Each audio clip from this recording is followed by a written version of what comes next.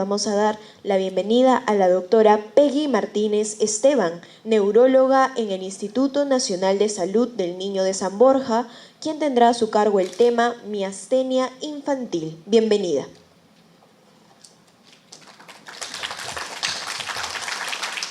Bueno, muchísimas gracias por esta invitación. Esa no es.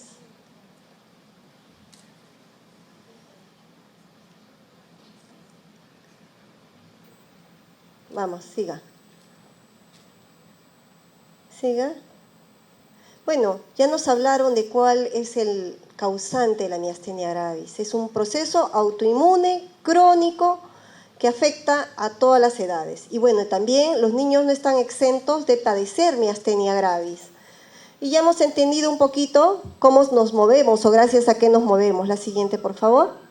Y gracias a un impulso nervioso que viaja por los nervios y que llega finalmente a la unión nervio-músculo y a través de ese neurotransmisor que se libera, permite que el músculo funcione adecuadamente y se dé la contracción.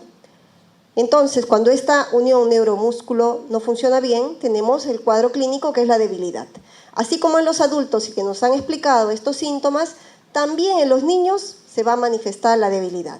La siguiente. Seguimos. Y entonces para los cuadros infantiles yo he preferido dividir un poquito entre lo que son los cuadros de causa autoinmune y aquellos cuadros que son llamados síndromes miasténicos congénitos. ¿Por qué? Porque estos tienen una causa distinta, una causa genética. Pero el cuadro es muy similar, es bastante parecido. La que sigue. Entonces, ¿cuáles van a ser los signos? Como nos ha manifestado ya la otra mesa, la debilidad fluctuante, aquella que empeora algunos días, está mejor otros días, amanece bien y por las tardes está más cansado, o que empeora al hacer alguna actividad o ejercicio y que mejora con el reposo. También empeoran con el calor, con enfermedades, con fiebres. Vamos a ver que estos niños, cada vez que tienen un proceso respiratorio, por ejemplo, están mucho más débiles. Casi todos los pacientes van a empezar, cuando se trata de miastenia gravis, con síntomas oculares. Y cuando se trata de la miastenia autoinmune, la miastenia congénita, pues eso es muy variado. No siempre va a ser solamente ocular, a veces hay síntomas oculares y a veces no. Aquí mostrándoles algunas imágenes de lo que son las manifestaciones oculares, la tosis palpebral, que puede ser bilateral, unilateral, alternante, algunos días el ojo derecho, otros el ojo izquierdo, otros días ambos, la debilidad en los músculos faciales, en el auricular de los párpados. Vemos ahí cómo nosotros le pedimos a la primera niña que cierre los ojos muy fuerte y puede hacerlo, y casi las pestañas quedan escondidas. Mientras que en los otros casos vemos que, por más que intentan, no pueden cerrar del todo los ojos y las pestañas quedan expuestas. O podemos separar fácilmente los párpados.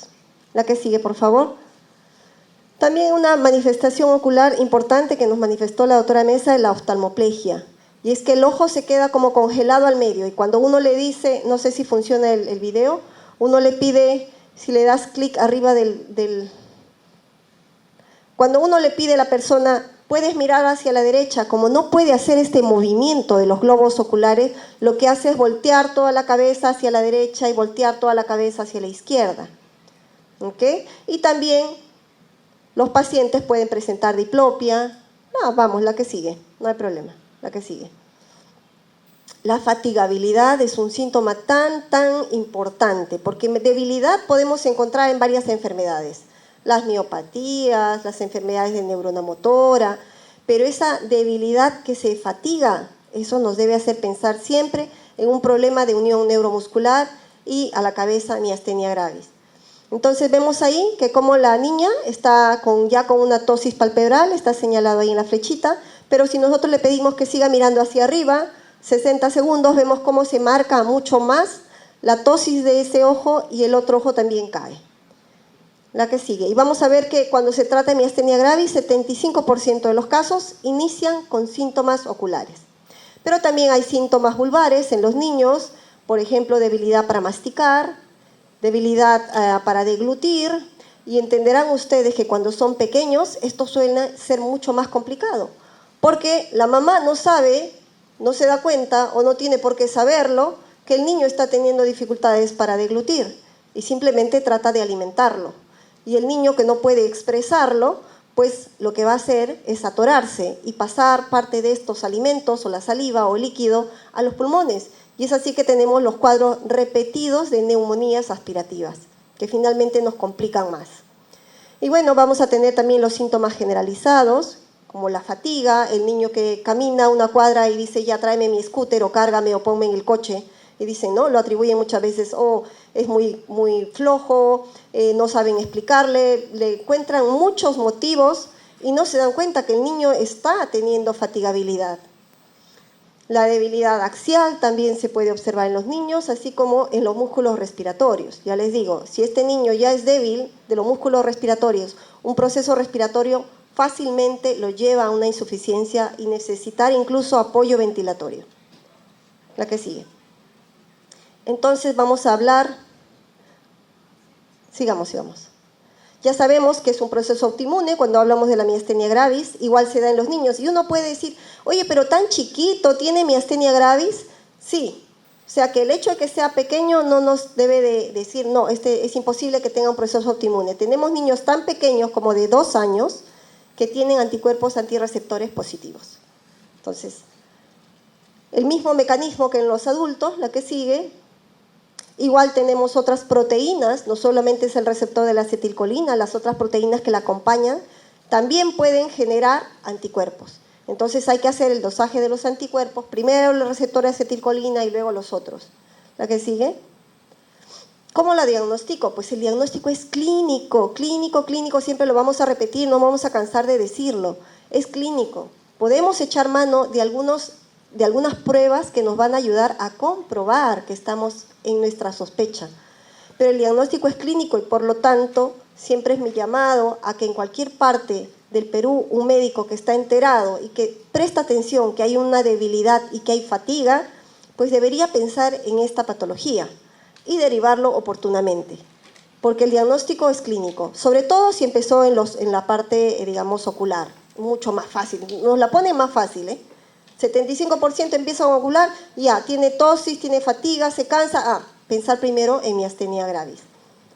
Y las pruebas que nos van a ayudar ya a comprobar y también para dividir, les dije que habían 2 grandes grupos, uno es autoinmune y el otro es genético.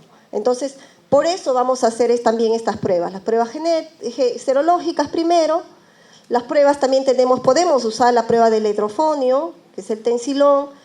Podemos usar la prueba del hielo en los niños. Sí, la que sigue, por favor. Ahí está la prueba del hielo, que nos mostró la doctora. Se puede usar también en los niños. Está al alcance, en cualquier lugar lo podemos hacer sin necesidad de un equipo sofisticado. La prueba del hidrofonio también la podemos hacer. Suele ser muy caro, no está el acceso. La que sigue. Esta prueba de estimulación nerviosa repetitiva es sencilla de hacer. Se necesita un equipo, un poquito de conocimiento. Pero ¿qué pasa en los niños muy pequeños? Para esta prueba me tienen que colaborar. Entonces los niños muy pequeños no van a tolerar el estímulo repetido varias veces y se van a mover y entonces eso nos va a hacer o salir falsos negativos o falsos positivos. Entonces a veces digo, mira bien el médico que me pide el examen, ¿realmente crees que tu niño de 1 año me va a colaborar para una estimulación nerviosa repetitiva? No siempre, por eso son pruebas de apoyo. Si colabora, en buena hora. Pero realmente en mi experiencia los niños por ahí de 4 o 5 recién nos están colaborando para hacer el examen. Más pequeños, un poco difícil. La que sigue, igual con la prueba esta de la electromiografía de fibra única o aislada, necesitamos mucha paciencia porque tenemos que estar como con la agujita puesta y sin movernos.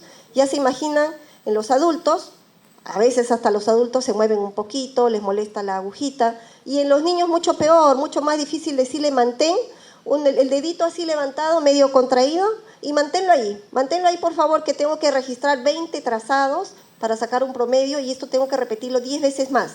Entonces, es un poco difícil esta prueba en niños, pero en adultos sí se puede hacer, y lo más importante de esta prueba, si es que logramos hacerla, es que tiene una sensibilidad bien alta, o sea, si de alguna prueba, y digo, tengo todas a la mano, todas están a mi acceso, ¿cuál haría?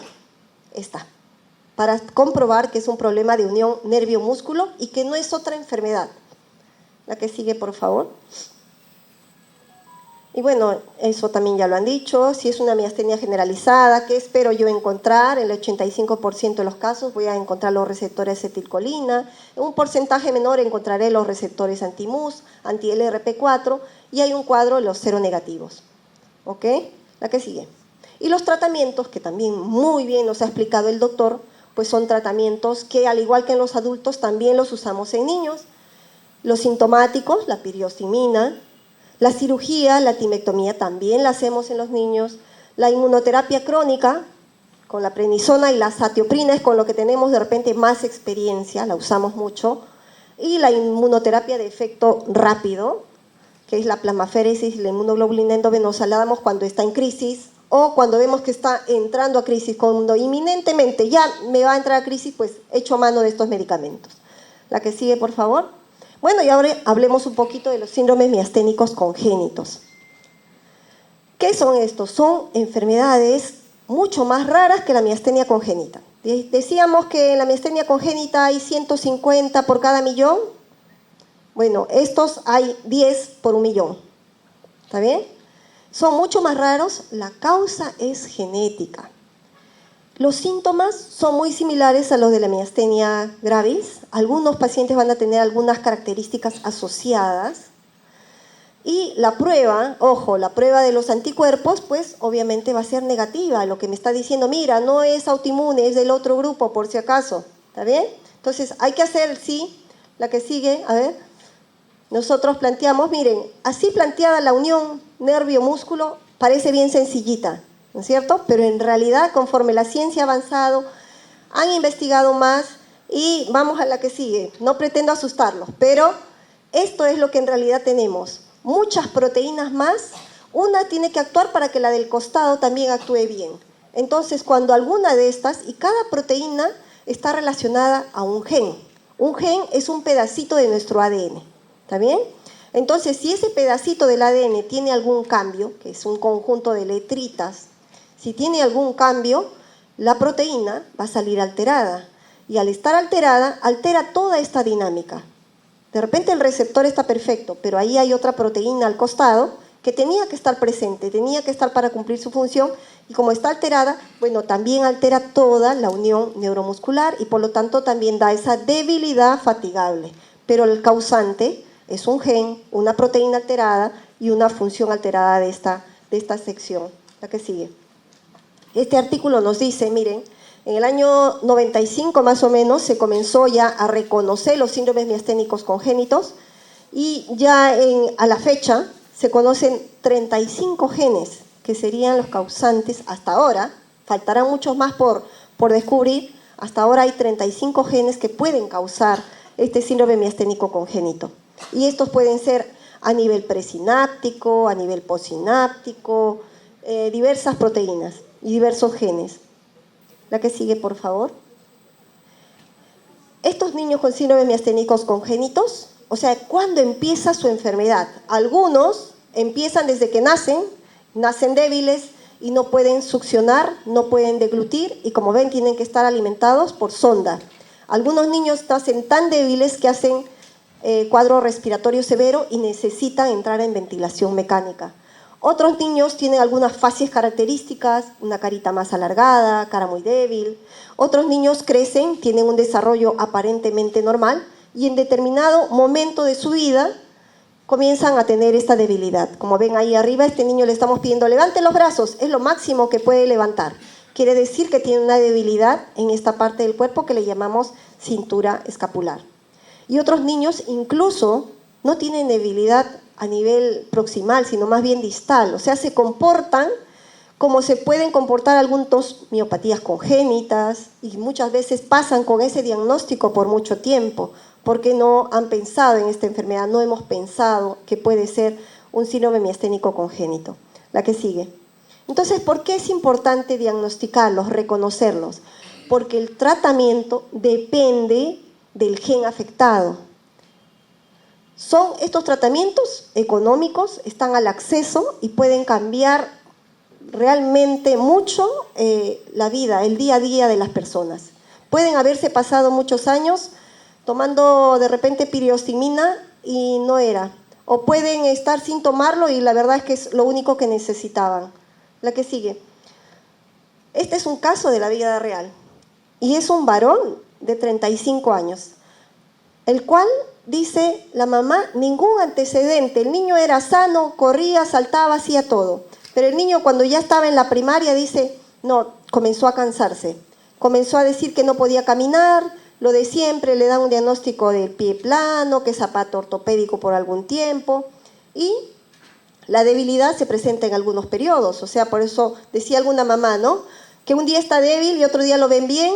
Y entonces creen que no, como que los confunde o dicen, ¿qué pasa con este niño? Y es así, había días que estaba débil y él era muy futbolista, pero esos días que estaba débil dejaba de ir a jugar o ya no podía participar como todos los días. Y en las épocas que estaba bien, pues un pelotero entero, ¿está bien? Pero conforme pasó el tiempo, él ya llega a ser adulto, va a la universidad, estudia, y estos episodios de debilidad comienzan a hacerse más frecuentes y duran más días. Entonces, él en un control del laboral le dicen, y él dice, ¿no? Yo tengo debilidad, ya desde años antes tenía un poquito de tosis, no muy marcada, y la familia decía, bueno, como es así todos los días, su cara ha cambiado y se quedó ahí. Cuando él va a este control laboral, le hacen una prueba de estimulación nerviosa repetitiva, le dicen, es miastenia gravis, ya, de hecho, ¿no? Era adulto, prueba de estimulación nerviosa repetitiva, miastenia gravis.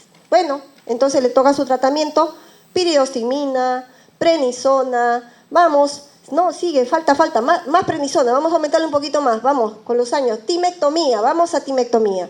El paciente no mejoraba, o sea, se pasó casi 7 años con un diagnóstico y recibiendo un medicamento y él no mejoraba. Entonces, cuando uno le pregunta, le dice, oye, ¿y te hicieron los anticuerpos? No, nunca. Dijeron que ya no era necesario. Si ya la prueba está positiva, la repetitiva, ¿para qué voy a hacer anticuerpos? Necesitábamos hacerlos. Se los hicimos y eran negativos. Y ante el antecedente que desde pequeño tenía esos episodios de debilidad transitorios, pues pedimos una prueba genética. Y salió un gen, el DOX7, es un gen frecuente dentro de los síndromes miasténicos congénitos. Y se trata con salbutamol, una pastilla súper económica, y el paciente de que no podía ya subir escaleras, no podía cargar su hijo, no podía trabajar como antes, este paciente volvió a la vida, vuelve a hacer deporte, vuelve a cargar a su hijo, vuelve a trabajar como cualquier persona. Y se mantiene con su tratamiento. ¿La que sigue? Entonces, la que sigue, estas son las características de ese gen DOX7. Entonces yo planteo que cuando nosotros tenemos una sospecha diagnóstica y tenemos un cuadro clínico, pues, ¿no?, que nos hace pensar esto puede ser unión neuromuscular, yo debo plantearme primero, por frecuencia, si decimos es más frecuente la miastenia gravis, bueno, vamos a pedir los anticuerpos. Si estos salen negativos, entonces voy a pedir mi panel genético. Si además en mi examen encuentro algunos signos que me diga, oye, esto está de muy pequeño, o esto pudiera ser otra enfermedad de causa genética, si hay antecedentes familiares tal vez, y de acuerdo a eso recién voy a hacer el tratamiento. Miren cuánto podríamos nosotros impactar en la vida de nuestros pacientes haciendo un diagnóstico más preciso y no dejarlos con algún diagnóstico de que todo va a ser autoinmune. No, también existen estos cuadros genéticos, la que sigue, y los tratamientos son de acuerdo al gen. Para DOX7, salbutamol. La piridostigmina para rapsina, para la mayoría le puede funcionar la piridostigmina. Miren, fluoxetina para el síndrome de canales lentos. Ahí hay un montón de nombrecitos pequeños, un poquito complejos, pero esto se puede. Entonces son tratamientos que existen en el país, sí, la mayoría sí están, y son mucho más económicos que una inmunoglobulina, mucho más económicos que hacer timectomía.